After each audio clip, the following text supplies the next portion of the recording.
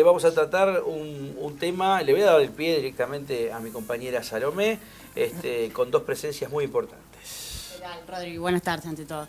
En el marco del Día Internacional del Síndrome de Down, que fue el pasado 21 de marzo, en la Universidad Católica de Santa Fe se llevó a cabo una exposición fotográfica seguido de una charla que estuvo a cargo de la agrupación Padres con Síndrome de Down.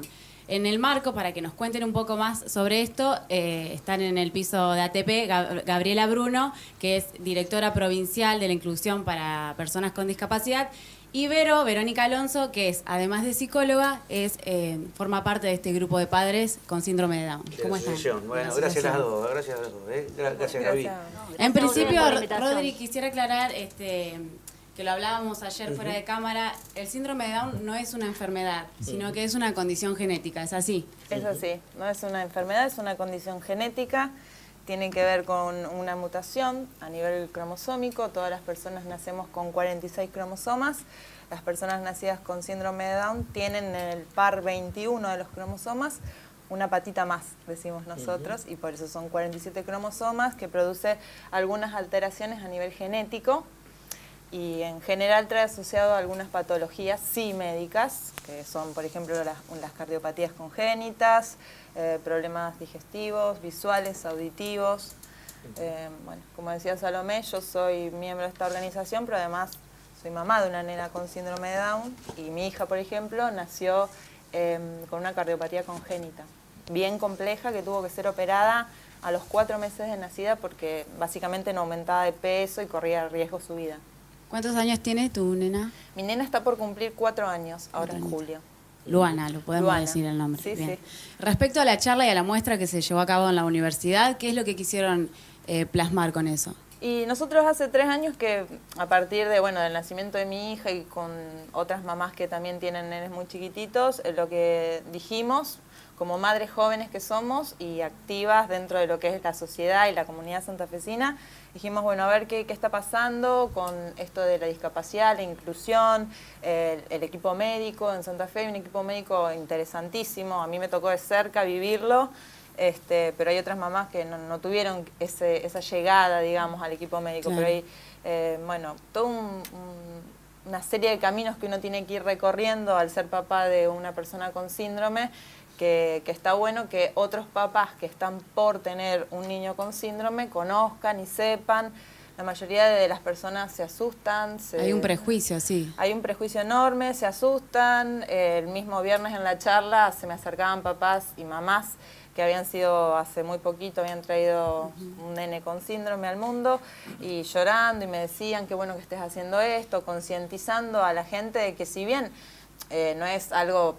O sea, es compleja la situación, sí, y uno tiene que estar más atento, y tiene, por ejemplo, en el caso de mi hija, desde los 14 días que va a una terapia de estimulación, sí. 14 días de nacida, o sea, ningún bebé a los 14 días hace la cantidad de actividades que hizo mi hija. Sí requiere muchísimo más trabajo, muchísima más dedicación, pero eso no significa que no puedan estar incluidos e integrados en nuestra sociedad. Aprovecho para preguntarle tanto a Gaby Bruno, que está con nosotros, para la gente de Radio M que nos escucha en la provincia, de la psicóloga Verónica, que está también con nosotros, que la escuchábamos recién. El Estado, digamos, obviamente una persona, los padres que tienen obra social, tal vez tienen allanado los caminos muchas veces para este tipo de atención primaria, como contabas, Verónica. Pero aquellos papás que no tienen la cobertura, que son muchos, se supone que un 30% en la República Argentina, muchas veces se la ven, como se dirían en el campo, peliaguda. ¿Cuál es, Gaby, cuáles son las herramientas, los brazos, hasta dónde llega el brazo del Estado? Primero, en la detección de esta patología, que se puede a través de una ecografía detectar. Sí, que es de rutina. No siempre, tal vez acá me corrige, tal vez Verónica. Después lo aclaramos. Después lo aclaramos, y después de nacido, obviamente, toda una cuestión que necesita un cuidado especial, una atención especial también, Gaby, ¿no? Sí, a ver, en particular, el día de hoy nos convoca por el tema del síndrome de Down, pero en general, con diferentes tipos de situaciones, cuando se detecta algún tipo de discapacidad, tal como planteaba Verónica, la atención temprana es fundamental, y sobre todo de estimulación cuando así se requiere. Desde el Estado tenemos, en principio, el Hospital de Niños, que es como el centro de rehabilitación, digamos, donde tiene la mayor cantidad de batería de propuestas tanto de terapia ocupacional, estimulación temprana, digamos, todo lo que, estimuladoras, fisiatras, digamos, una serie de profesiones y dispositivos al alcance, psicólogos, psicopedagogos, neurólogos, es donde mayor cantidad de neurólogos infantiles existe de lo que es el Centro Norte, que es, digamos, el área que yo conozco más. Y después, bueno, todo lo que es el sur, también los grandes centros de salud. El tema es cómo podemos estar llegando y garantizando esto en los efectores más chicos o en los lugares más alejados. Sí. Una cosa es las posibilidades de los grandes centros urbanos, que es Rosario y Santa Fe, un poco Rafaela, Reconquista, pero bueno, después es cómo poder detectar esta cuestión, la importancia de poder detectar y trabajar con la red de salud, la red pública de salud. En este caso, vos preguntabas puntualmente para las personas que no tienen cobertura social. También es la importancia de poder tramitar o gestionar lo más rápidamente el certificado de discapacidad, el certificado único de discapacidad, que con esto puede acceder no solamente a todo, digamos, la red de sectores públicos de salud, sino también a ir a un centro de estimulación de estimulación temprana o más adelante un educativo terapéutico, que también lo cubre el Estado cuando la familia no tiene recursos propios. Y que para esto es una herramienta fundamental el certificado de discapacidad. ¿Y puede ser un óbice no tener el certificado cuando un padre lleva a su niñito con síndrome de Down a un centro público? No es necesario, para un centro público no es necesario. Sí, para la cobertura de los centros de estimulación temprana privados o los centros educativos terapéuticos después más adelante, porque sí requiere, porque son espacios privados y es, digamos, a través del certificado de discapacidad, claro, es la forma que nosotros podemos garantizar la cobertura. Quedó claro. Pero los efectores de salud, digamos, en las diferentes, cada vez, digamos, se está equipando más todo lo que tenga que ver con psicólogos, psicopedagogas, a los diferentes efectores de salud. Lo que pasa es que, por supuesto, esto que vuelvo a lo que planteaba en las regiones donde hay menos posibilidades en general, de oferta en general para cualquier situación de profesionales, ahí es importante funcionar la red y poder hacer las derivaciones a tiempo. Del Hospital Vera Candioti también depende un centro integral de rehabilitación que funciona en la Costanera, donde al lado de lo que era el Hogar Estrada, el Hogar Estrada, donde también se aborda, se hace el trabajo de estimulación temprana y en diferentes, digamos, cuando se detectan las maternidades, después hacemos trabajo en red. Cada vez hay más salas de rehabilitación en San Justo, en Gobernador Crespo, ya mencioné Rafaela, en Tostado.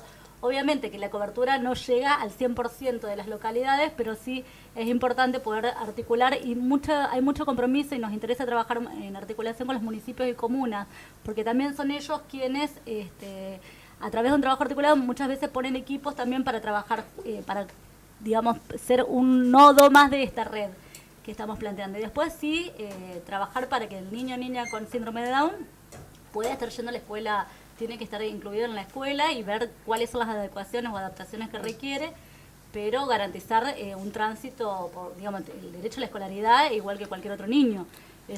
Una escolaridad especial, no sé si estamos sobre el corte o hay un minuto para... No, pero después del corte una escolaridad especial o trabajando el tema de la inclusión, podríamos empezar a hablar o deberíamos empezar a hablar de una escuela común, entre muchas comillas, para incluir al niño con síndrome de Down. No sé si tantas comillas. La ley establece que los niños deberían estar incluidos en... Y sin embargo, hay escuelas especiales. Sigue habiendo el propio Estado, digamos, la define como... El decreto 2703 del año 2010, que establece que todos los niños deben ser inscriptos en la escuela común más cercana al barrio y en función de lo que requiera de adecuación o adaptación curricular para tomarle las evaluaciones, para desarrollar la clase, etcétera, los docentes de la escuela especial se trabaja junto con la escuela especial, se arma un proyecto donde también se incluye a la familia, pero en este proyecto, digamos, muchas veces por ahí se confunde o es entendible en las situaciones de las mamás o los papás, no es una maestra particular al lado del niño, sino que es un proyecto de integración que requiere una adecuación y cómo esa docente reacomoda la clase para su modo de dar clase para todo. Para ¿Y está pasando eso? ¿Está pasando? Sí. Paola. ¿Y cómo se relaciona la comunidad como sociedad en relación a este tema? Mira, yo en la jornada del día viernes contaba un poco mi experiencia como mamá y la verdad que no puedo decir que he sentido el rechazo de mi hija, pero Aún en el 2015, yo les contaba que hace 30 años, 40 años atrás, a los nenes que nacían con síndrome de Down se los encerraba. Se los escondía. Se los escondía en la piecita del fondo, se los encerraba en instituciones psiquiátricas, ¿no? Por un criterio de normalidad o anormalidad, entre otras discapacidades, como decía Gaby. Yo no he tenido, si bien a veces escucho o me dicen, ay, pobrecita, nació con discapacidad, o ay, pobre. Es como, yo creo que es el desconocimiento, no veo mala voluntad en la gente ni mala predisposición, sino el desconocimiento. Cuando uno desconoce, se asusta y bueno, el susto genera esto. El miedo. Yo decía que, tal cual, miedo.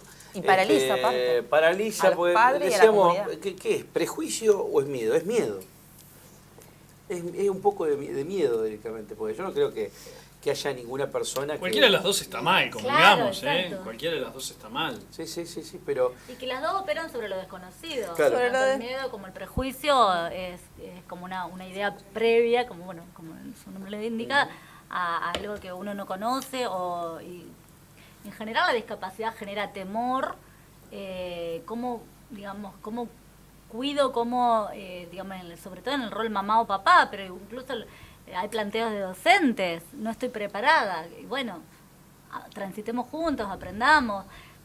Obviamente, en este momento es una época bisagra, que no es de un día para el otro, todos los docentes que están al frente de las diferentes aulas van a estar preparados. Hay muchos que se forman por opción, que van indagando o que tienen algún niño con algún tipo de discapacidad y empiezan a aprender y a formarse, qué sé yo, cómo trabajar con un niño ciego, para corrernos.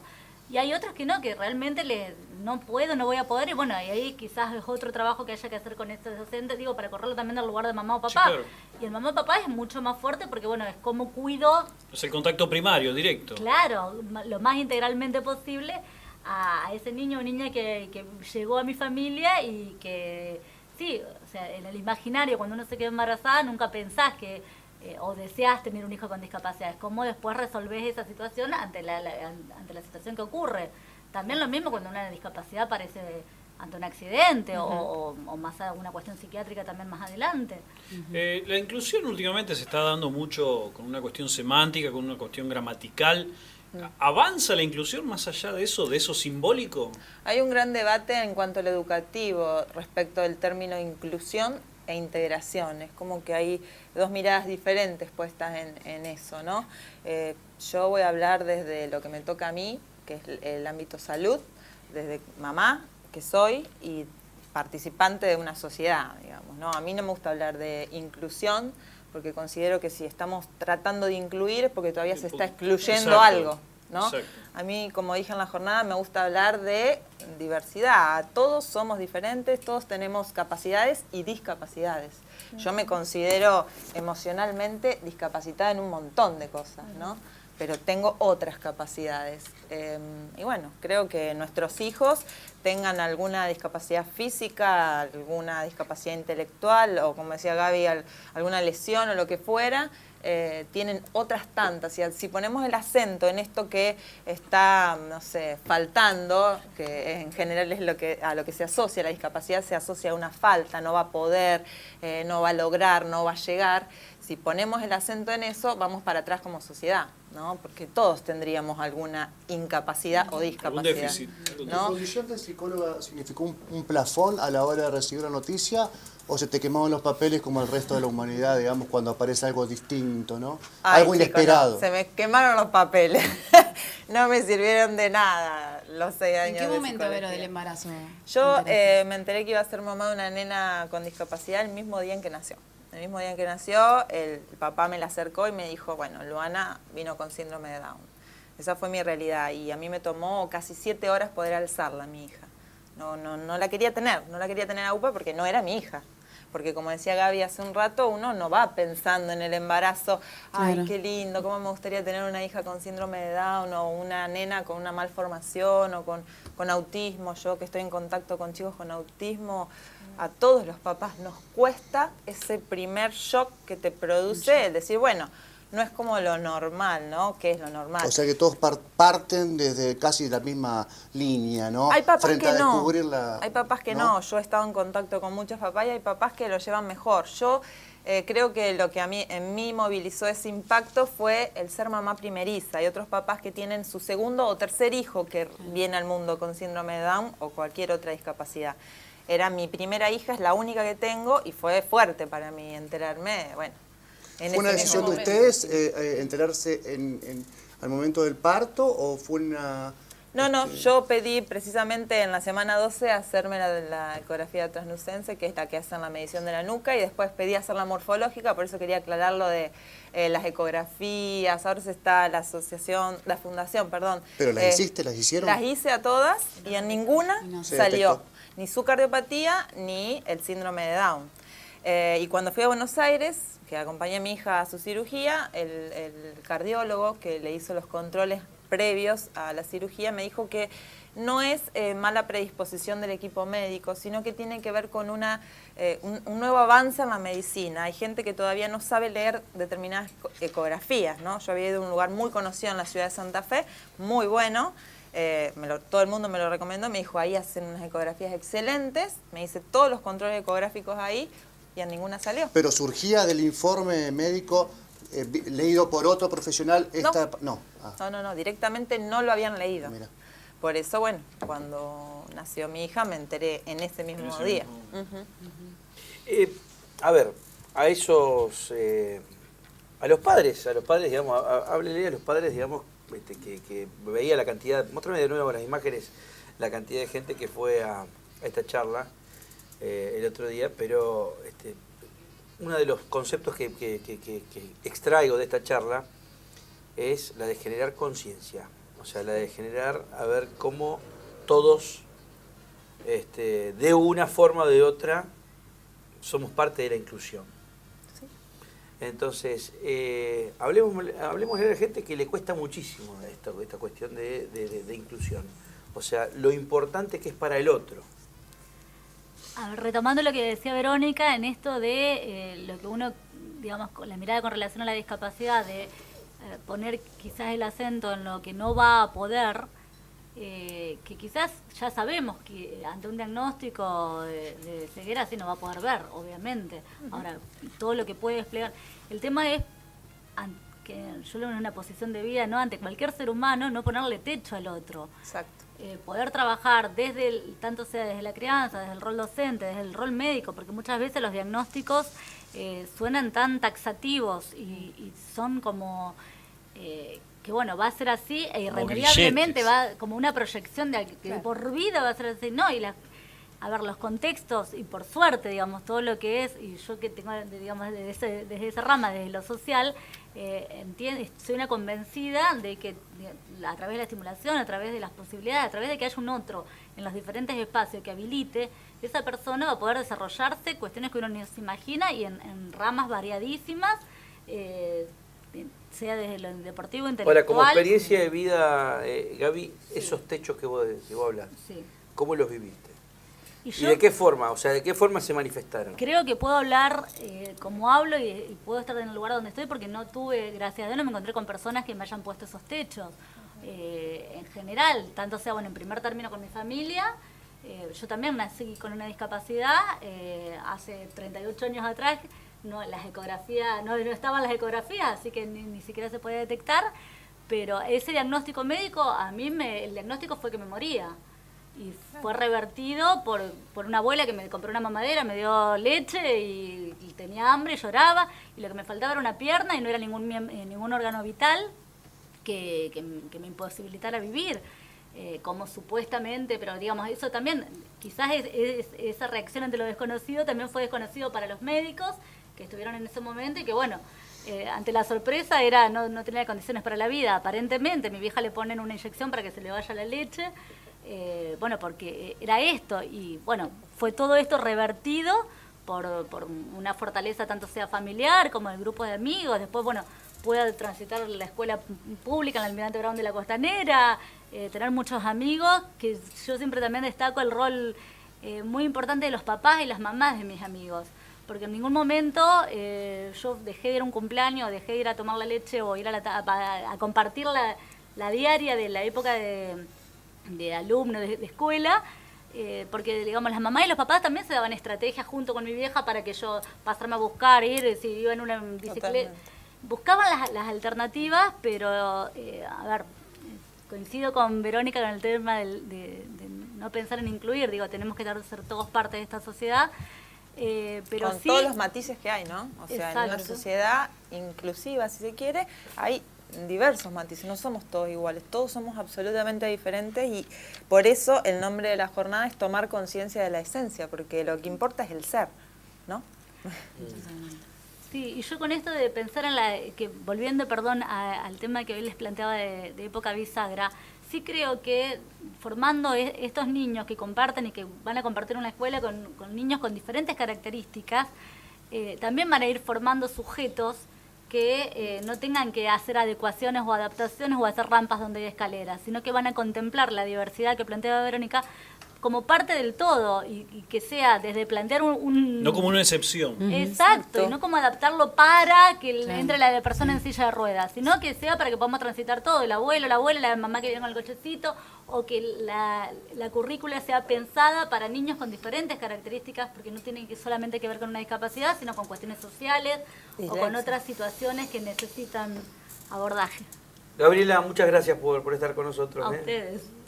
Vero, muchas gracias. Gracias a ustedes.